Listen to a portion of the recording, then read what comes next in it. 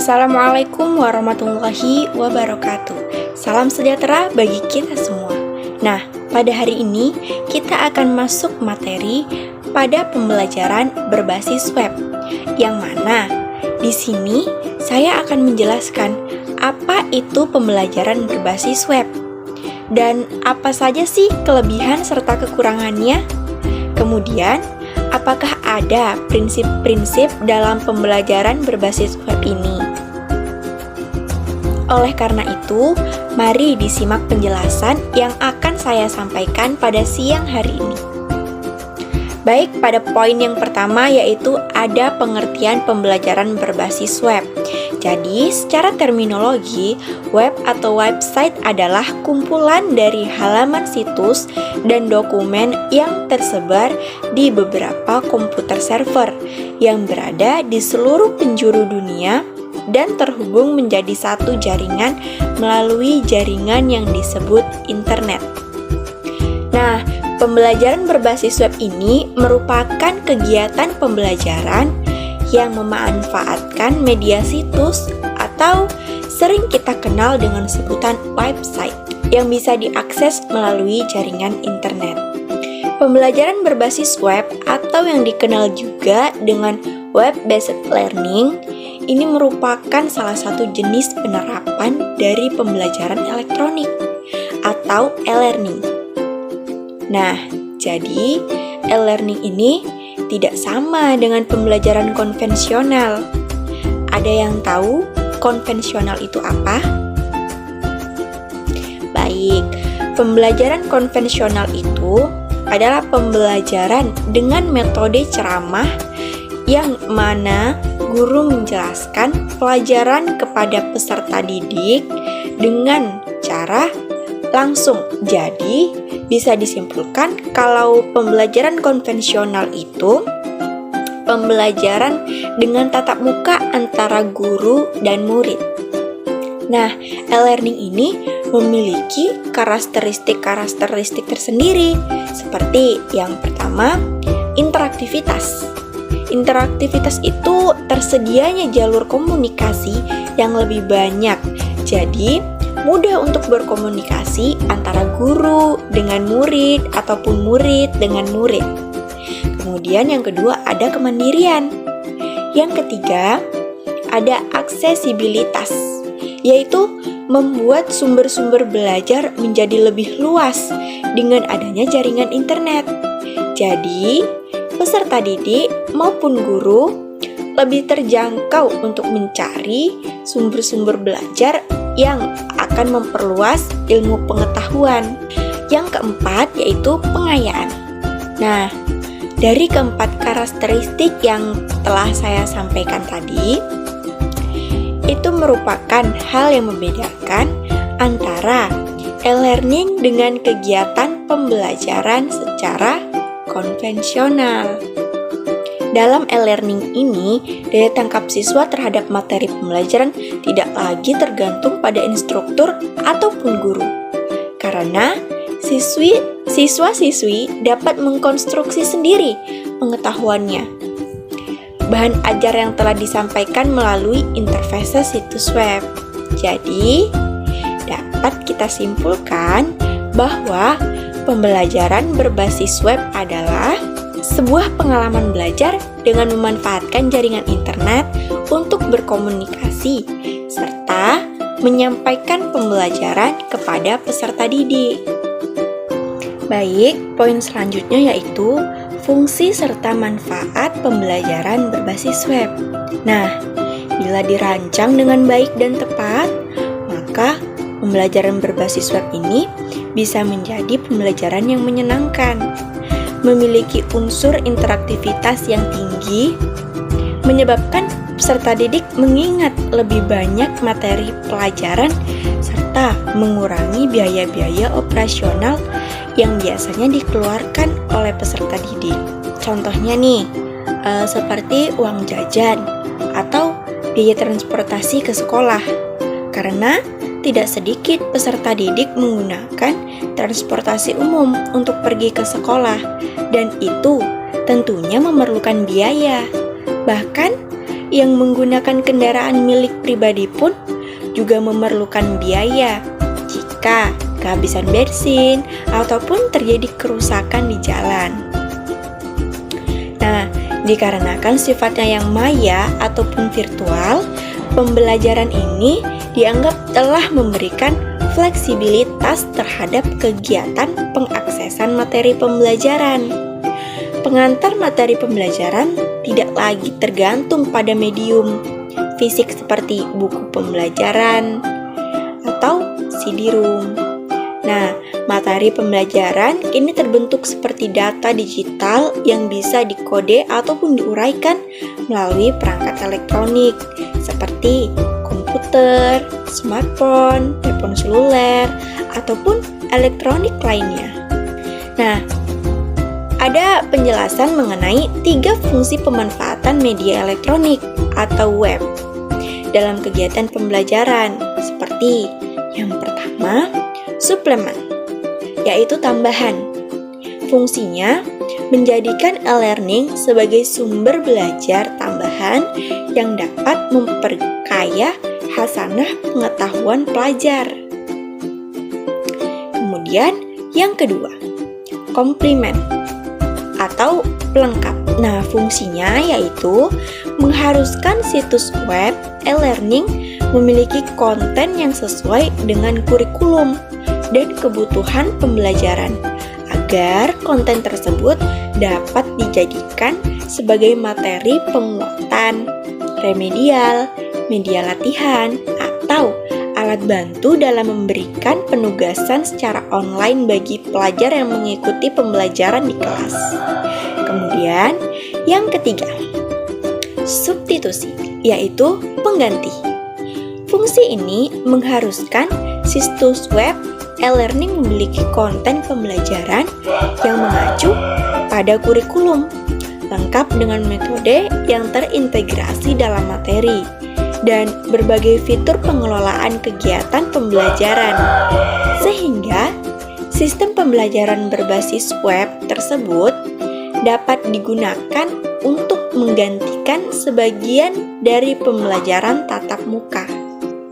Selanjutnya ada manfaat dari pembelajaran berbasis web. Nah, manfaat yang pertama, dapat meningkatkan jumlah interaksi antar pengajar dan pelajar. Jadi, pengajar dan pelajar ataupun sesama pelajar dapat berinteraksi walaupun berjauhan, tentunya dengan menggunakan fitur chatting, VC, ataupun yang lainnya. Yang kedua, seluruh sumber belajar telah tersedia dengan baik dan dapat diperoleh dengan cepat melalui internet. Jadi, para guru dan para pelajar lebih mudah mendapatkan sumber-sumber belajar yang diinginkan melalui internet tersebut. Yang ketiga, meningkatkan kreativitas dan kemandirian pelajar karena mereka dapat mengatur waktu menggunakan internet tersebut. Yang keempat, materi pelajaran akan dapat dimengerti karena para pelajar tentunya sangat dominan kepada barang elektronik. Oleh karena itu, akan memudahkan pelajar untuk lebih mengerti pelajaran yang telah tersedia di dalam internet. Yang kelima, pelajaran dapat mengikuti pembelajaran sambil mengerjakan aktivitas lainnya. Itu dinamakan kepuasan dalam mengikuti proses belajar. Yang keenam, pemenuhan terhadap tuntutan standar kualitas pendidikan dapat dilakukan. Yang ketujuh, memberikan peluang untuk penghematan dan penataan finansial secara terintegrasi. Nah, poin selanjutnya yaitu kelebihan dan kekurangan pembelajaran berbasis web. Jadi di sini kita akan membahas kelebihannya terlebih dahulu. Yang pertama, peserta didik dapat belajar sesuai dengan karakteristik dan caranya sendiri, karena pembelajaran berbasis web memuat kegiatan pembelajaran menjadi bersifat individual. Yang kedua, menyediakan sumber belajar tambahan dalam bentuk tautan yang dapat digunakan untuk mengakses informasi dari berbagai sumber, baik di dalam maupun di luar lingkungan belajar. Yang ketiga, dapat mendorong peserta didik untuk lebih aktif dan mandiri dalam belajar. Yang keempat, pembelajaran bisa dilakukan dengan waktu dan tempat yang disukai, sehingga tidak menimbulkan kebosanan dalam pembelajaran.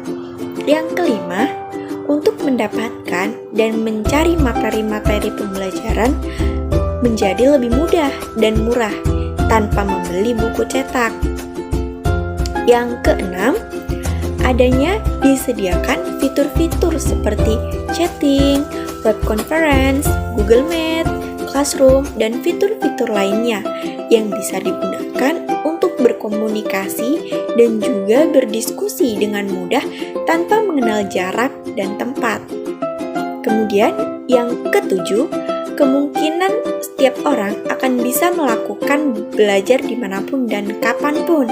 Yang kedelapan, materi pembelajaran lebih leluasa dalam mencari materi-materi. Yang kesembilan, peserta didik mudah mengakses pembelajaran. Sedangkan yang ke-10, meningkatkan daya tarik dalam belajar. Nah, selanjutnya kekurangan pembelajaran berbasis web. Kekurangan yang pertama yaitu akses internet yang tidak dapat merata menjadikan sebagian para pelajar mengalami ketinggalan. Yang kedua, akan mengalami kesulitan apabila sarana dan prasarana dan juga fasilitasnya tidak mendukung. Yang ketiga, peserta didik akan merasa cepat bosan dan hilang semangat jika akses internetnya tidak memadai. Yang keempat, keberhasilan pembelajaran berbasis web ini tergantung pada kemandirian dan motivasi dalam pembelajaran. Yang kelima, proses belajar dan mengajarnya cenderung pada pelatihan daripada pendidikan yang meliputi aspek kognitif, efektif, dan psikomotor. Yang keenam, pengetahuan sebagian peserta didik dan pendidik masih kurang tentang pengoperasian software komputer dan internet. Nah, poin yang terakhir yaitu prinsip-prinsip pembelajaran berbasis web. Yang pertama, ada interaksi, adanya komunikasi dengan orang lain yang tertarik pada topik yang sama, atau menggunakan pembelajaran berbasis web yang sama. Jadi, jika satu orang memegang alat komunikasi seperti handphone ataupun laptop, mereka bukan berkomunikasi dengan benda, melainkan ada seseorang di balik sana yang mengoperasikan alat komunikasi tersebut. Kemudian, yang kedua, ketergunaan. Nah, ketergunaan ini mengartikan bahwa bagaimana caranya agar pembelajaran berbasis web ini menciptakan lingkungan belajar yang konsisten, sehingga siswa tidak mengalami kendala ataupun kesulitan di saat melaksanakan proses belajar mengajar, baik itu di dalam menyampaikan materi ataupun aktivitas lainnya. Kemudian yang terakhir yaitu relevansi. Relevansi yaitu suatu hubungan antara pengajar dengan peserta didik agar mereka bisa melaksanakan pembelajaran berbasis web ini dengan menggunakan website yang telah tersedia. Nah, jadi kesimpulan dari apa yang telah saya sampaikan tadi yaitu pembelajaran berbasis web ini merupakan pembelajaran yang menggunakan media internet dengan platform World Wide Web, yaitu www. Pembelajaran berbasis web ini sangat menarik untuk dimanfaatkan dalam pembelajaran karena materi pembelajaran yang dapat diakses itu bisa kapan saja dan di mana saja, asal terkoneksi dengan internet. Nah, pembelajaran berbasis web ini biasanya menggunakan berbagai media ataupun multimedia dan berbagai media yang bermanfaat karena berjalan dengan platform internet, maka perlu didesain web pembelajaran yang user-friendly digunakan oleh peserta didik. Pembelajaran berbasis web ini tidak semata-mata guru hanya mengunggah materi dan mengunduh materi serta soal, lalu dikerjakan, kemudian mengunggahnya ulang ke web. Tetapi juga diperlukan strategi dan model pembelajaran yang efektif untuk mengaktifkan siswa belajar. Karena jika sebatas mengupload materi, tidak ada bedanya dengan pembelajaran di kelas yang gurunya hanya memberikan buku dan siswa mengerjakan soal-soal gitu. Kemudian, dalam pembelajaran berbasis web ini, guru tentu dituntut untuk mengetahui pengetahuan lebih tentang internet. Tidak hanya browsing, tetapi bagaimana membuat ataupun mendesain dan mengelola media pembelajaran webnya, sehingga guru mampu memfasilitasi peserta didik dengan semaksimal mungkin. Baik, hanya itu materi yang dapat saya sampaikan mengenai pembelajaran berbasis web. Terima kasih. Wassalamualaikum warahmatullahi wabarakatuh.